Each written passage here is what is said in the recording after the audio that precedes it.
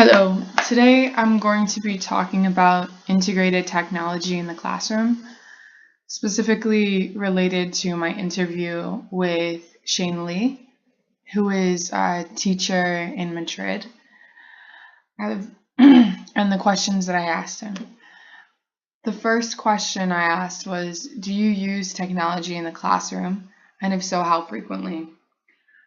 Shane is an English teacher, as well as having taught computing and IT skills when he was a teacher in the UK, and he told me that he uses it every day within the classroom context, which I believe the majority of teachers nowadays, given the opportunity, do.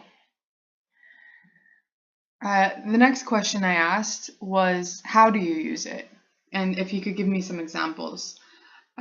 What he told me was that he uses it a lot in his classrooms for internet research, as well as creating presentations and programming to solve problems. Those are just a few of the examples that he gave me. The next question I asked was the role of technology in the classroom.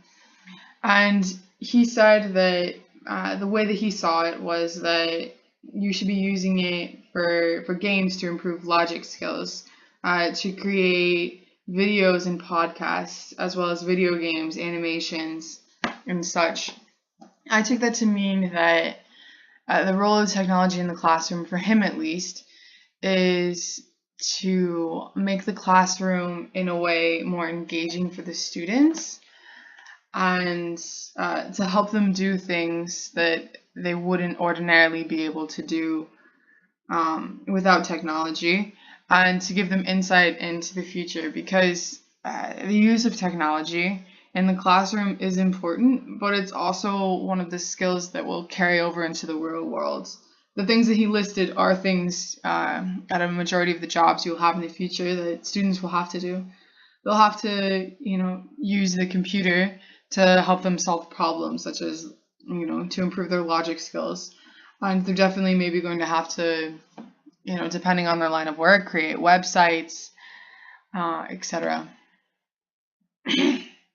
My next question was what he found to be the most useful technological tools in the classroom, as well as for planning purposes.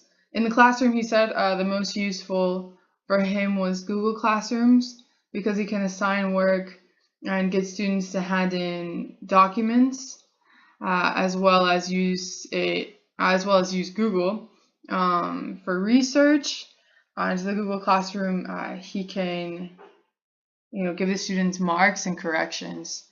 He didn't specifically respond to planning purposes, but I believe the Google Classroom could also probably help in that way, because when he makes his plan, then he can implement it using Google Classrooms.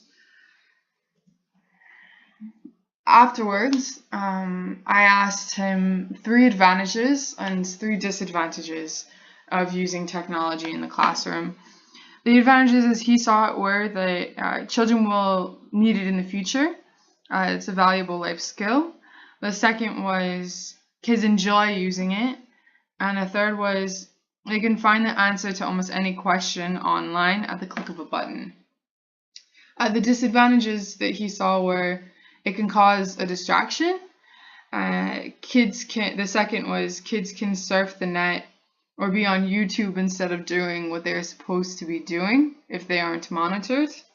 And the third was children can become reliant on technology and not think for themselves. Additionally, he said that they could try to cheat using it, since one of the advantages, as I said, was you can find most information at the click of a button. Next, I asked, how do you feel about students having iPads or tablets instead of textbooks inside the classroom?